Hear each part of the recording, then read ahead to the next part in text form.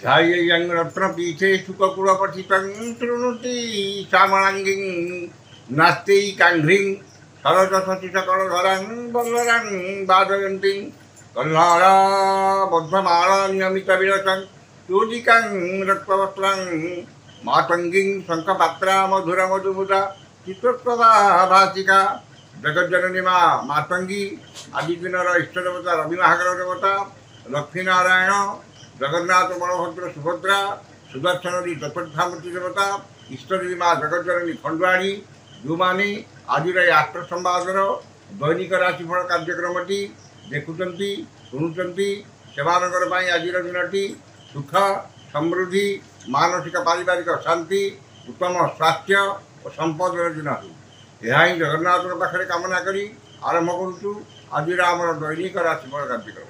जय जगन्नाथ।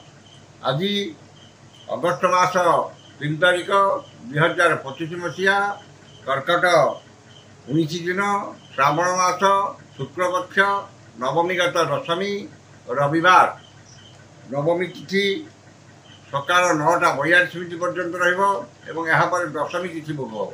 आज राशि नक्षत्र विशाखा बिच्छा विशाखार क्षेत्र सकाल 6:35 पर्यंत रही चंद्र बिच्छा राशि अहोरात्र 60 दंड अवस्थान करेंगे सकाल 9:42 पर्यंत नवमी तिथि जो से समय पर्यंत लाउ खाइबा मना यापर दशमी तिथि भोग हो कलम्बी शाग खाइबा मना खाइले गोवध्याश्रम पाप ये रही आज बंदिका बर्तमान जाणीनवा केमिति कटिब 12टी राशि व्यक्ति मानकर आज दिन। प्रथम राशि मेष राशि। मेष राशि अष्टम चंद्र घात 12 जो वाद विवाद स्वास्थ्य आर्थिक कारोबार उच्चस्थान आरोहण गैस इलेक्ट्रिक द्रव्य व्यवहार सौजन कथबार्ता परिवार सह कथबार्ता एवं जानवाहन आरोहण काल सतर्कता अवलम्बन करेंगे। मनरे अस्थिरता परिवार में मनोमालिन्य सौजन विवाद बंधुबांधव सह अप्रियता पड़ोशी सह तिक्तता एवं शारीरिक पीड़ा भोगे। मन अस्थिर विषादग्रस्त चापग्रस्त रही परिवार समस्त सदस्य मध्य बुझावणार अभाव रही निजर लोक मैंने शत्रुता आचरण करेंगे एवं समस्त कर्म विवादीय हो। वाणिज्य व्यवसाय परिवहन में क्षति पहुँच कर्म विफलता और सहकर्मी उपहास पात्र हे। जो मानकर बीजामेश से सतर्कता अवलम्बन करेंगे। शुभ रंग गेरुआ संख्या 6 आराधना प्रभु हनुमान।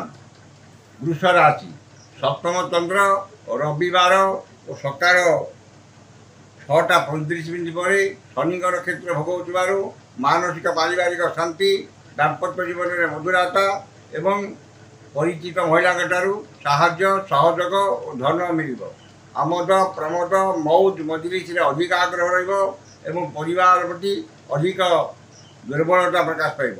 कौन तीर्थस्थान कि दर्शनीय स्थान को परिवार सह भ्रमण जी एवं समस्त कर्म सुचिंतित पदक्षेप ने। वाणिज्य व्यवसाय परिवहन में आय अति उत्तम हम। कर्म आशा ठार अधिक सफलता और सम्मान मिल। जो मानकर पुष्टिका और मृगशिरा वृक्ष से उपकृत हे। शुभ रंग सिल्वर संख्या 2 आराधना प्रभु श्रीराम। मिथुन राशि षष्ठ चंद्र रविवार और शनि सकाल 6:35 पर शनिकर क्षेत्र भोग हो रोग ऋण दुख शोक क्लेश मानसिक अवसाद सामयिक मुक्ति मिल। मनरे प्रसन्नता परिवार सुख शांति देहरे शरीर सुस्थता एवं देह एवं समस्त सह बंधुता स्थापन हो। कौन सभा कि संगठन नेतृत्व मिल एवं समस्त प्रशंसार पात्र हे। वाणिज्य व्यवसाय परिवहन में आय अति उत्तम एवं आर्थिक स्थिति सुधार आसब। कर्म आशा ठार अधिक सफलता और कर्मस्थान समस्त बाधा विघ्न और प्रतिबंधक दूर हो। जो मानकर मृगशिरा और पुनर्वसु मिथुन से उपकृत हे। शुभ रंग धड़ा संख्या 3 आराधना भगवान शिव। सिंह राशि चतुर्थ चंद्र जो ଓ ଶନିଙ୍କର କ୍ଷେତ୍ର ଭୋଗ ହେଉଥିବାରୁ ଗୁରୁଜନଙ୍କ ସହ ବିବାଦ, କ୍ଷମତାଶାଳୀ ବ୍ୟକ୍ତିଙ୍କ ସହ ଶତ୍ରୁତା ଏବଂ ରାଜନୈତିକ ବ୍ୟକ୍ତିଙ୍କ ଆକ୍ରୋଶର ଶିକାର ହେବେ। ଧନ କ୍ଷତି, ମାନସିକ ଅସ୍ଥିରତା, ପରିବାରର ମନୋମାଳିନ୍ୟ, ଯାନବାହନରେ ଖର୍ଚ୍ଚାନ୍ତ ଏବଂ ମାଝି ମକଦ୍ଦମାରେ ପଡ଼ିପାରନ୍ତି। ମୂଲ୍ୟବାନ ପଦାର୍ଥ ନଷ୍ଟ କିମ୍ବା ହଜିଯାଇପାରେ ଏବଂ ଆର୍ଥିକ ଠକାମିରେ ପଡ଼ିପାରନ୍ତି। ବାଣିଜ୍ୟ ବ୍ୟବସାୟ ପରିବହନରେ କ୍ଷତି ପହଞ୍ଚିବ। କର୍ମରେ ବିଫଳତା ଓ ପଦସ୍ଥ ଅଧିକାରୀଙ୍କ ରୋଷର ଶିକାର ହେବେ। ଯେଉଁମାନଙ୍କର ପୂର୍ବ ଫାଲ୍ଗୁନୀ ସିଂହ, ସେମାନେ ସତର୍କତା ଅବଲମ୍ବନ କରିବେ। ଶୁଭ ରଙ୍ଗ ଗୋଲାପୀ, ସଂଖ୍ୟା 3, ଆରାଧନା ପ୍ରଭୁ ଶ୍ରୀ ଜଗନ୍ନାଥ। କନ୍ୟା ରାଶି, ତୃତୀୟ ଚନ୍ଦ୍ର ଓ ଶନିଙ୍କର କ୍ଷେତ୍ର ଭୋଗ ହେଉଥିବାରୁ ସୁଖବର, ସୁସମ୍ବାଦ ମିଳିବ ଏବଂ ସମସ୍ତ କର୍ମରେ ସୁଚିନ୍ତିତ ପଦକ୍ଷେପ ନେବେ। ମନରେ ପ୍ରସନ୍ନତା, ସୌଜନ୍ୟରେ ସୁସମ୍ପର୍କ ଏବଂ ଭାଇ ଭଉଣୀଙ୍କ ସାହାଯ୍ୟ ସହଯୋଗ ପ୍ରାପ୍ତି ହେବ। ମନରେ ଦୃଢ଼ ଇଚ୍ଛାଶକ୍ତି, ଆତ୍ମବିଶ୍ୱାସ ପ୍ରକାଶ ପାଇବ ଏବଂ ମନୋବଳ ସୁଦୃଢ଼ ହେବ। ବାଣିଜ୍ୟ ବ୍ୟବସାୟ ପରିବହନରେ ଆୟ ଅତି ଉତ୍ତମ ହେବ। କର୍ମରେ ଆଶାଠାରୁ ଅଧିକ ସଫଳତା ଓ ସମସ୍ତ କର୍ମରେ ଆପଣଙ୍କର ଶ୍ରେଷ୍ଠତା ପ୍ରତିପାଦନ କରିବେ। ଯେଉଁମାନଙ୍କର ଉତ୍ତରା ଫାଲ୍ଗୁନୀ ଓ ଚିତ୍ରା କନ୍ୟା, ସେମାନେ ଉପକୃତ ହେବେ। ଶୁଭ ରଙ୍ଗ ସବୁଜ, ସଂଖ୍ୟା 8, ଆରାଧନା ବା ତ୍ରିପୁର ସୁନ୍ଦରୀ। ତୁଳା ରାଶି, ତୃତୀୟ ଚନ୍ଦ୍ର ଓ ଶନିଙ୍କର କ୍ଷେତ୍ର ଭୋଗ ହେଉଥିବାରୁ ଧନ ସମ୍ପଦ ପ୍ରାଚୁର୍ଯ୍ୟ ପ୍ରତିପତ୍ତି ବୃଦ୍ଧି ପାଇବ ଏବଂ ଆର୍ଥିକ ସ୍ଥିତିରେ ଉନ୍ନତି ଆସିବ। ଆକସ୍ମିକ ଧନ ଲାଭ, କୌଣସି ବିଶେଷ ସୂତ୍ରରୁ ଧନ ପ୍ରାପ୍ତି ଏବଂ ହୃତ ଧନ ଫେରି ପାଇବେ। ଅନ୍ୟକୁ ଦେଇଥିବା ଧନ, ବକେୟା ଧନ ପ୍ରାପ୍ତ ହେବ ଏବଂ ଆର୍ଥିକ ସ୍ଥିତିରେ ସୁଧାର ଆସିବ। ଖର୍ଚ୍ଚ ପ୍ରତି ଅନାଗ୍ରହ, ସଞ୍ଚୟ ପ୍ରତି ମନରେ ଆଗ୍ରହ ପ୍ରକାଶ ପାଇବ ଏବଂ ଆୟର କିଛି ଅଂଶ ସଞ୍ଚୟରେ ବିନିଯୋଗ କରିବେ। ବାଣିଜ୍ୟ ବ୍ୟବସାୟ ପରିବହନରେ ଆୟ ଅତି ଉତ୍ତମ ହେବ। କର୍ମରେ ସଫଳତା ମିଳିଲେ ମଧ୍ୟ ଆତ୍ମସନ୍ତୋଷ, ଆତ୍ମତୃପ୍ତି ମିଳିବ ନାହିଁ। ଯେଉଁମାନଙ୍କର ଚିତ୍ରା ଓ ବିଶାଖା ତୁଳା, ସେମାନେ ସୁଫଳ ପାଇବେ। ଶୁଭ ରଙ୍ଗ ନୀଳ, ସଂଖ୍ୟା 12, ଆରାଧନା ମା କମଳା। ଇଚ୍ଛା ରାଶି, ଶ୍ରୀଚନ୍ଦ୍ର ଓ ରବିବାର ଯୋଗୁଁ ଧନ, ମାନ, ସମ୍ମାନ, ଲକ୍ଷ୍ମୀଙ୍କର କୃପା, ସୌଜନ୍ୟରେ ସୁସମ୍ପର୍କ ଏବଂ ସୁଖାଦ୍ୟ, ସୁବଚନ ପ୍ରାପ୍ତ ହେବ। ଆମୋଦ ପ୍ରମୋଦ, ମଉଜ ମଜଲିସରେ ଅଧିକ ଆଗ୍ରହ ରହିବ ଏବଂ ପରିବାରର ସମସ୍ତ ସଦସ୍ୟଙ୍କ ମଧ୍ୟରେ ଉତ୍ତମ ବୁଝାମଣା ରହିବ। ବାଣିଜ୍ୟ ବ୍ୟବସାୟ ପରିବହନରେ ଆୟ ଅତି ଉତ୍ତମ ହେବ ଏବଂ ନୂତନ ବ୍ୟବସାୟ କିମ୍ବା ବ୍ୟବସାୟର ଶାଖା ବଢ଼ାଇବା ପାଇଁ ଉଦ୍ୟମ ଜାରି ରଖିବେ। କର୍ମରେ ସଫଳତା ଓ ସମସ୍ତ କର୍ମରେ ଆପଣଙ୍କର କର୍ମକୁଶଳତା, କାର୍ଯ୍ୟଦକ୍ଷତା ଓ ସମୟାନୁବର୍ତ୍ତିତ ପ୍ରକାଶ ପାଇବ। ଯେଉଁମାନଙ୍କର ବିଶାଖା ବିଚ୍ଛା, ସେମାନେ ଉପକୃତ ହେବେ।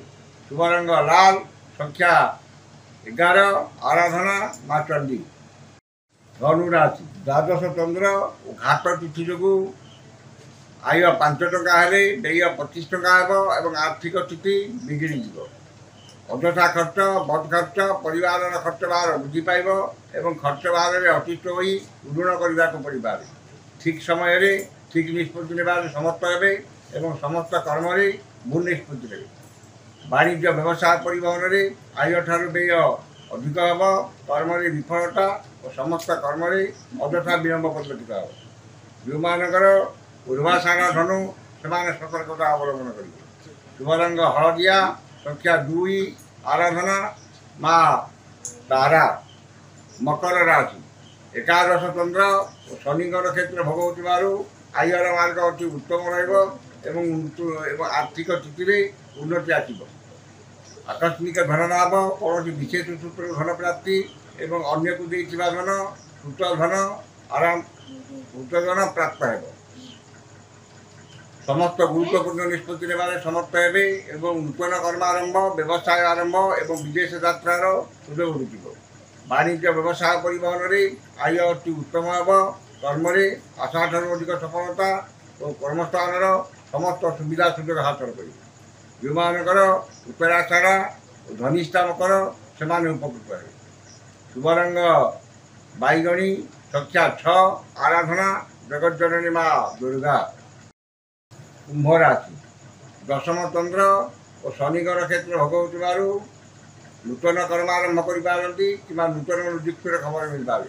ମନରେ ପ୍ରସନ୍ନତା, ଚାଲିଚଳନରେ ସଂଯମତା ଏବଂ ସମସ୍ତଙ୍କର ଶ୍ରଦ୍ଧାର ପାତ୍ର ହେବେ।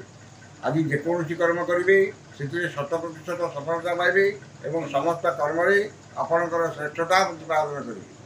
ବାଣିଜ୍ୟ ବ୍ୟବସାୟ ପରିବହନରେ ଆୟ ଯାହା ହେଲେ ମଧ୍ୟ ମନରେ ଆତ୍ମସନ୍ତୋଷ ଆତ୍ମତୃପ୍ତି ରହିବ। ଝିଅମାନଙ୍କର ଧନିଷ୍ଠା ଓ ପୂର୍ବଭାଦ୍ର କୁମ୍ଭ ସେମାନେ ସୁଫଳ ପାଇବେ। ଶୁଭ ରଙ୍ଗ କଳା, ସଂଖ୍ୟା 11, ଆରାଧନା ଜଗଜ୍ଜନନୀ ମା କାଳୀ। ଶେଷ ରାଶି ମୀନ ରାଶି। ନବମ ଚନ୍ଦ୍ର ଯୋଗୁଁ ଗୁରୁଜନଙ୍କ କୃପା, କ୍ଷମତାଶାଳୀ ବ୍ୟକ୍ତିଙ୍କ ସହାୟତା ଏବଂ ରାଜନୈତିକ ବ୍ୟକ୍ତିଙ୍କର ସହଦୃଷ୍ଟିରେ ରହିବେ। ମନରେ ଉନ୍ନତ ଚିନ୍ତାଧାରା, ଉଚ୍ଚାଭିଳାଷ ପ୍ରକାଶ ପାଇବ ଏବଂ ଉନ୍ନତିମୂଳକ କର୍ମରେ ଧ୍ୟାନ ଅଧିକ ରହିବ। ଯଶ, ସମ୍ମାନ, ସାମାଜିକ ପ୍ରତିଷ୍ଠା, ଜନସମ୍ପର୍କ ବୃଦ୍ଧି ପାଇବ ଏବଂ ମହତ୍ ବ୍ୟକ୍ତିଙ୍କ ସାନ୍ନିଧ୍ୟ ଲାଭ କରିବେ।